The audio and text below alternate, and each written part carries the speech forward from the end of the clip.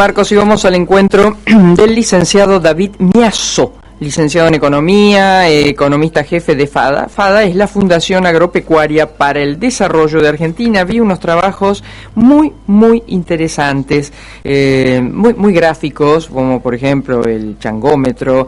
Después, o sea, siempre hay un changómetro para medir distintas cosas, ¿no? ¿Qué pasa y la incidencia, por ejemplo, en algo que tanto se ha hablado hace poco, del trigo en el pan y su costo, pero...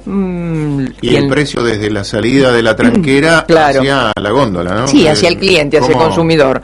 Pero lo va a decir mejor que nosotros justamente David Miazo. Hola, licenciado, buen día. ¿Qué tal? Muy buen día. Es un gusto estar conversando con ustedes. Bueno, muchas gracias. Bueno, este trabajo que viene haciendo justamente FADA es muy gráfico, ¿no?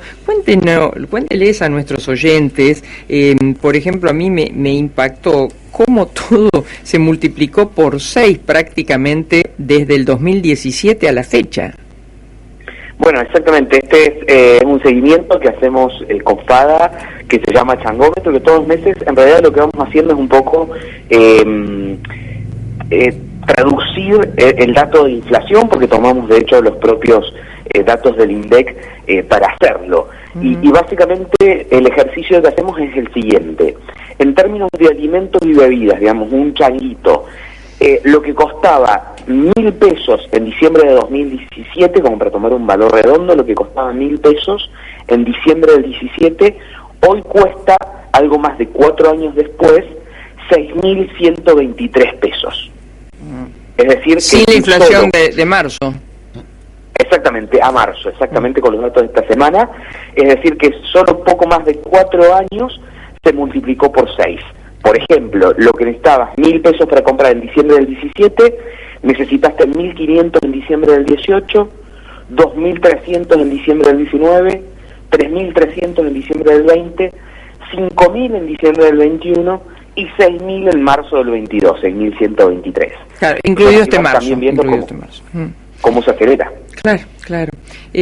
Bueno, lo mismo pasa con la ropa y el calzado, que guarda una relación parecida, ¿no? En cuanto a ese valor 1.000 y lo que nos sale comprarlo hoy, en líneas generales. Exactamente, así como en alimentos y bebidas son 6.123, en el caso de ropa y calzado son 6.250.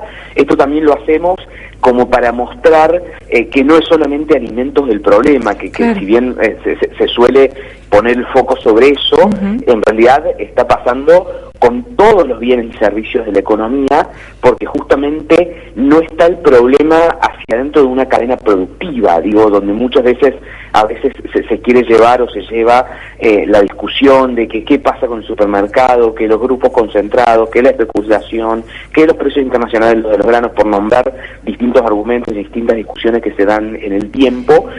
Cuando vemos en realidad ahí uno ve que en realidad no es que hay un problema dentro de la cadena, sino que tenés un problema macroeconómico que es la inflación, y que en realidad lo que está pasando en el fondo es que la moneda pierde valor. Claro. Los pesos todos los días valen menos y eso se refleja en que cada vez necesitas más pesos para comprar lo mismo. Claro, bueno, porque mi pregunta era esa, ¿dónde está el problema?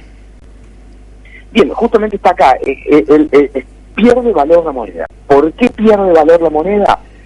Varios factores, pero el principal es la emisión monetaria.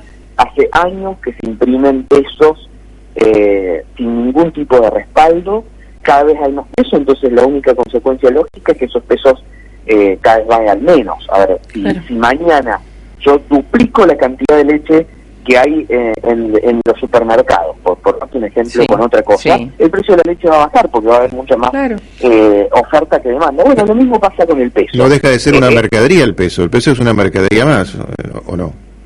Sí, lo podemos ver desde ese punto de vista, también se rige por la oferta y la demanda de dinero.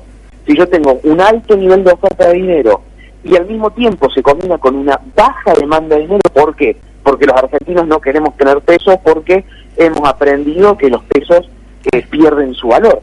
Mi abuela de 85 años te lo puede decir perfecto, porque desde que ella vivió, vio los pesos moneda nacional, los pesos ley, los pesos argentinos, los australes, vio cómo Argentina destruía múltiples signos monetarios y aprendió que cómo se ahorra en dólares. ¿Por qué? Porque el peso pierde su valor. Entonces, desde la perspectiva, como lo mencionabas vos recién, es como una mercadería más, lo podemos ver así, digamos, desde el punto de vista de esa oferta y demanda. Por un lado, el Banco Central imprimiendo muchos pesos, y del otro lado, los argentinos no les quieren porque saben que si se lo guardan, todos los días pierden plata. Entonces, eso hace que vaya perdiendo valor. ¿Cómo? Porque mucho se habla, se formó un fideicomiso para el tema del trigo. ¿Cómo influye el trigo, el maíz en la inflación que hoy tenemos, para sintetizarlo y hacerlo más claro? Mira, justamente es algo que analizamos porque se estaba poniendo bastante argumento, digamos, desde algunos sectores del gobierno, es decir, bueno, mira, se está disparando la inflación porque han subido el precio de los granos en el mundo. Entonces dijimos, bueno, vamos a analizar cuánto realmente participan los granos en los precios finales de los productos. En el caso del trigo, representa el 13% del precio final del pan. En el caso del maíz, representa el 11% del precio final de la carne bovina, el 23% del pollo, el 16% de la carne porcina, el 6% del precio de la leche. Como vemos, los granos sí tienen incidencia en los productos, pero esa incidencia es relativamente baja. ¿Por qué? Entre febrero y principios de abril, el precio del trigo en Argentina en pesos aumentó un 30%, mucho. Como consecuencia de que, por ejemplo, Rusia es el primer exportador mundial de trigo, ¿no? Sí. Y Ucrania también. Una situación... ¿Perdón? Los dos, digamos, claro. Ucrania también está con mucha producción de trigo y son los dos fundamentales, ¿no? Exactamente, Ucrania también, mucha exportación de trigo, de maíz. Básicamente una cuestión excepcional que hizo disparar los precios. Bueno, subió 30%. Si la incidencia del trigo en el pan es del 13%, a raíz de la suba del precio del trigo, el pan entre febrero y abril debería haber aumentado por esa cuestión no más de un 4%. Claro. Pero la inflación y el aumento del pan fue mucho más allá. O sea, a lo sumo por este motivo puedo llegar a explicar un mes de inflación al año. Los otros 11 meses nada tienen que ver con el trigo. Y eso es incluso menor si mirara en la carne, donde el maíz aumentó menos que el trigo. Entonces, sí hay una incidencia, pero no viene por ahí el tema, porque también lo que debería suceder es que otros países de la región o del mundo tengan nuestros mismos niveles de inflación. Claro. Sí, en otros países también se ha disparado la inflación, Claro. en Uruguay, en Brasil, a niveles del 10% anual, pero a niveles del 10% anual, no a niveles, y ellos venían con niveles de entre el 6 y el 7 previo a esta disparada de precios. Entonces, sí hay un impacto, pero ese impacto es muy limitado, y el resto del impacto de la suba de precios que vemos no tiene que ver realmente con los granos, tiene que ver con el problema que mencionábamos recién de nuestra moneda. Y es muy gráfico el pan, creo que es una varilla que ustedes ponen, donde, digamos, lo que es la materia prima, que sería que sería la harina, representan el 17% del valor, 6 puntos abajo de lo que es el impuesto que tiene esa varilla, claro. Y mucho más, obviamente, de ese 60% que resta, que es todo lo que es la panificación, ¿no? Sí, vos lo mencionás perfectamente. O sea, en el caso del pan pesan más los impuestos que la harina. Claro. Y siempre la discusión está puesta en la harina.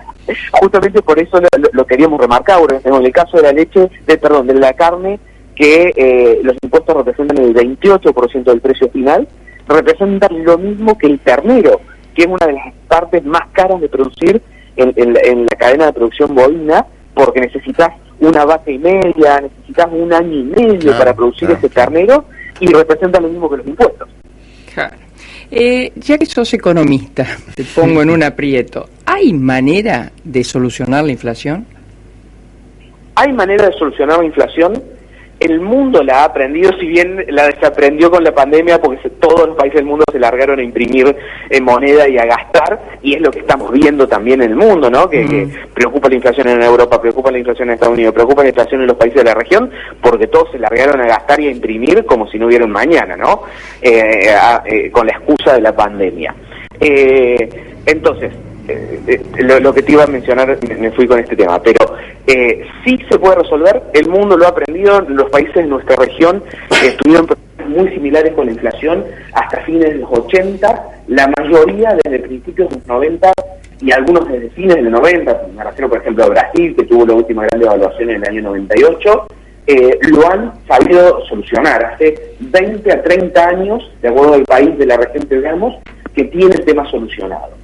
¿Cuál es el problema? Solucionar la inflación requiere esfuerzo y consistencia durante varios años. Claro.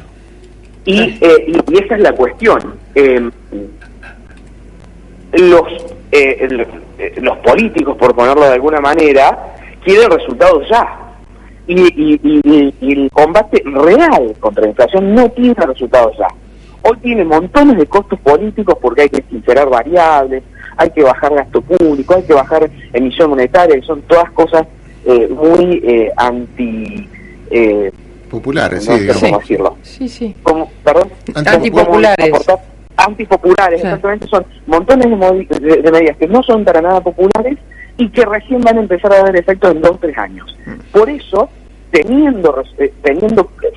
todo el mundo sabe cómo hay que tratarla, pero nadie lo quiere hacer porque asume los costos y probablemente no ve los resultados dentro de su gestión. Ahora, no es solo un problema de mucha emisión. En Argentina me parece que se da un combo de muchas cosas.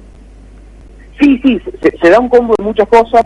Básicamente el valor de moneda termina siendo el resultado fiscal, la emisión, la confianza, porque vos hoy podés empezar a emitir cero, pero si tenés tantos problemas económicos que no hay confianza en el futuro económico del país y no generás un plan económico consistente que decís cómo los vas a ir solucionando, y ese plan económico no tiene respaldo político, aunque hoy dejes de emitir, vas a seguir teniendo el problema porque también tenés todos los problemas que te generan toda la emisión pasada, que hoy están, toda esa emisión pasada hoy está guardada, si querés, en una olla de presión, que son las LERICs, lo que en su momento fueron las LEVAC, ¿no? Porque ahí está una parte importante de toda esa emisión pasada está o inflación o está guardada ahí, que si no resolves eso, tarde o temprano también te puede generar una devaluación o más inflación. Entonces, bueno, pero también les hice toda esa otra introducción inicial para poder decirles que sí hay solución. El ministro Guzmán estoy seguro que la sabe, porque no es cuestión de que no sepan o no se pueda. El tema es estar dispuesto a hacer el esfuerzo, estar dispuesto a asumir los costos políticos, estar dispuesto a ser consistente en esos esfuerzos y esperar los resultados. David, un gusto, muchísimas gracias por esta charla con nosotros este sábado a la mañana. Un gusto conversar con ustedes. Gracias. Bueno, David Miasso, licenciado en Economía, economista jefe de FADA, que es la Fundación Agropecuaria para el Desarrollo Argentino, que tiene unos trabajos muy interesantes. Y es muy clarito y muy gráfico. Claro. Ese pan o ese ternero, como vos veías, esa vez el colectivo, lo que necesitan los subsidios. Son muy gráficos, ¿no? Como y ese componente impositivo es muy alto, y obviamente que a medida que aumenta el precio de la harina y todo eso, también aumenta la síntesis que hace la gente de FADA, perdón, es que en definitiva esto termina siendo, ellos creen que termina siendo un impuesto al productor porque es el último eslabón. De ahí para abajo, ¿qué podés hacer? Bueno, se arregló el conflicto del transporte, y ¿quién lo paga ese 20%? El productor.